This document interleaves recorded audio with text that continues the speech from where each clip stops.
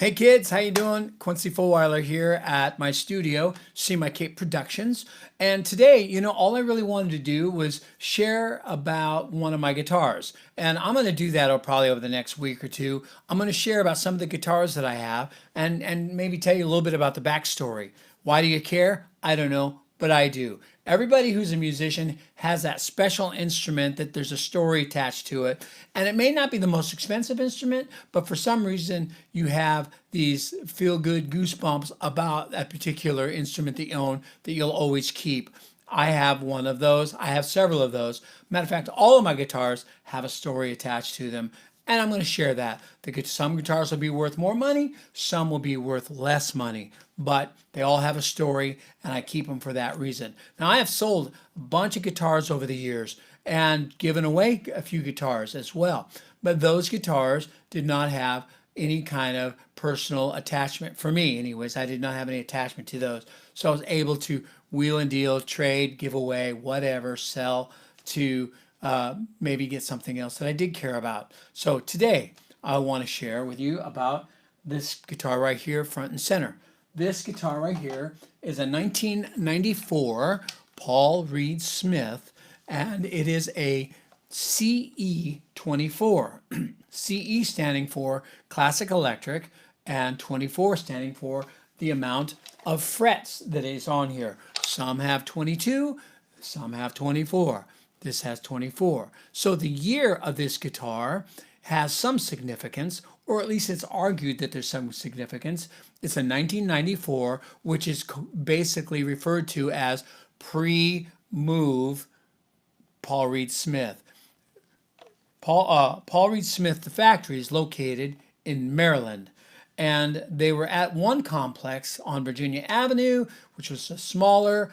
And the claim is that when they were in that factory, there was a lot more hands-on work done on these guitars.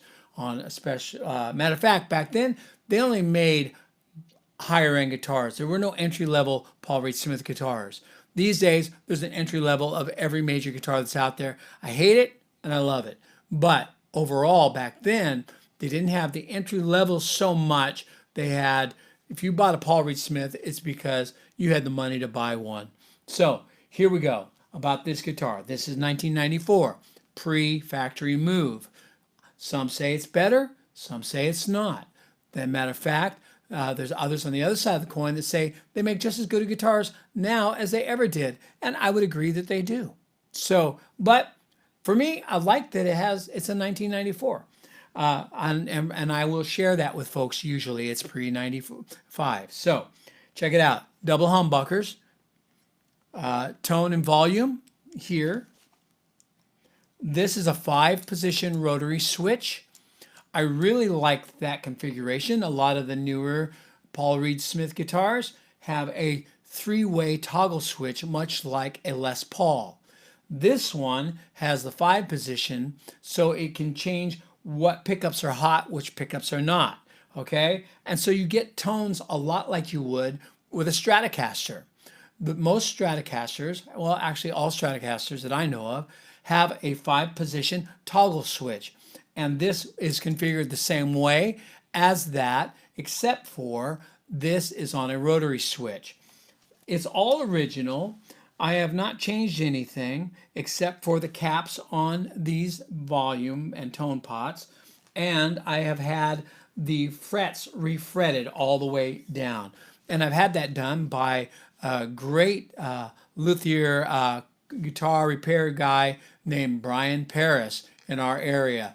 Parris, and Brian is Bryan. Look him up on Facebook. He's excellent at what he does, and I wouldn't trust it with anybody else. He refretted the whole thing, and it's beautiful, and did some other work. He changed the saddles for me. Everything else is still the same. These, you can't really see them, but they're the shark fin style tuning pegs, which are quick release. You just turn one turn, push that shark fin, and it will release the string for a quick change. It doesn't thread through, it lays in a trench alongside the actual peg here, which makes it quick for changing strings. There's no wrap at all. And the thing I love about that is that it makes it so that it stays in tune very well. I don't care how hard you're hitting this whammy tremolo bar down here, this thing stays in tune very well. When this thing was new, it was probably somewhere in the neighborhood between $1,700 and $1,900, and I bought it used. Okay, so now the backstory on this guitar. I'll try to keep it short. I was selling my Rickenbacker guitar at the time. I bought it and spent about $1,000 on it, $1,000, and almost $1,100. And it was a beautiful guitar. However, I didn't have multiple guitars back then. It was really my only and main guitar. So I lovingly referred to it as my electric banjo, because if you've ever played a Rickenbacker, they have a very unique sound and tone. It's very vintage. And for me, I was playing more of the classic rock thing at that time. And funny enough, I still do. But back then, it didn't fit what I was doing. Loved the way it looked, thought it looked cool when I was playing it, but I didn't really dig the sound. So I quickly went on a hunt for a guitar, put it up for sale, and lo and behold, this one came up right underneath my ad that I had in the paper for sale, Paul Reed Smith. And I dialed that number right now and called the guy, and I told him I was interested, and he, first thing out of his mouth was, I'm not going to take anything less than what I'm asking for it. And I said, I'm not going to offer you anything less than what you're asking for it. And I want that guitar. He says, okay, what color do you want? And I was like, okay, what color do I want? How many do you have? He goes, well, I have to go down to my guitar locker and get the guitar. And I have quite a few of these guitars. And I'm like, are you a wholesaler, reseller? He goes, no, I'm a musician. These are my guitars. I'm selling them because I'm building a new house and I just need a little bit of cash flow in between jobs and gigs here. So I said, okay. So I told him, do you have the Santana burnt orange?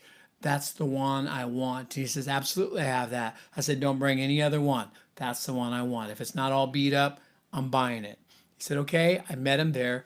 The man's name was Bruce Hastel. Okay, Bruce Hastel, that name doesn't ring any bells probably for most people.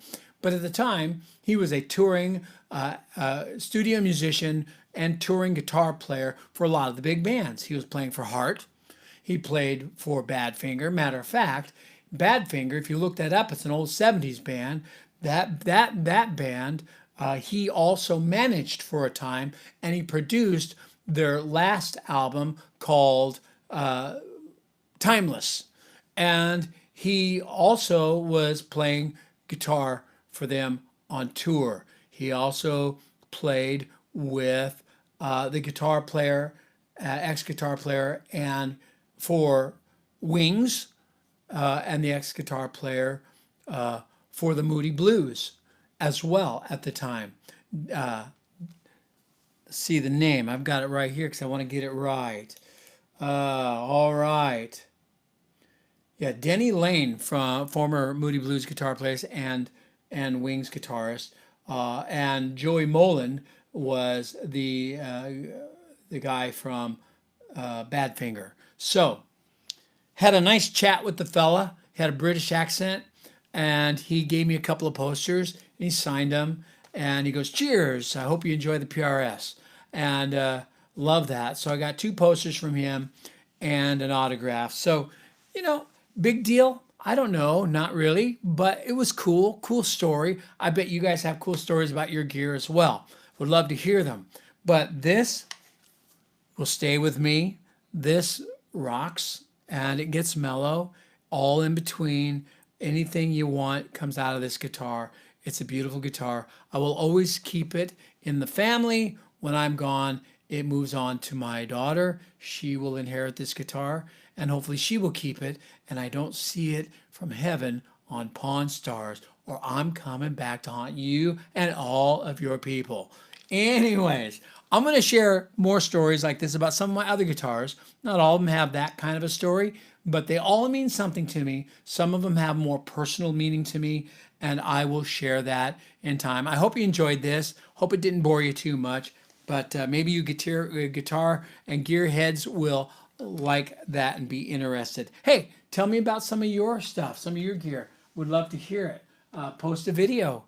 We all have a little bit of extra time on our hands, it seems, these days. And so let's do that. Maybe share a little positivity. And with that, kids, blessing to you. And hey, share hope, not fear.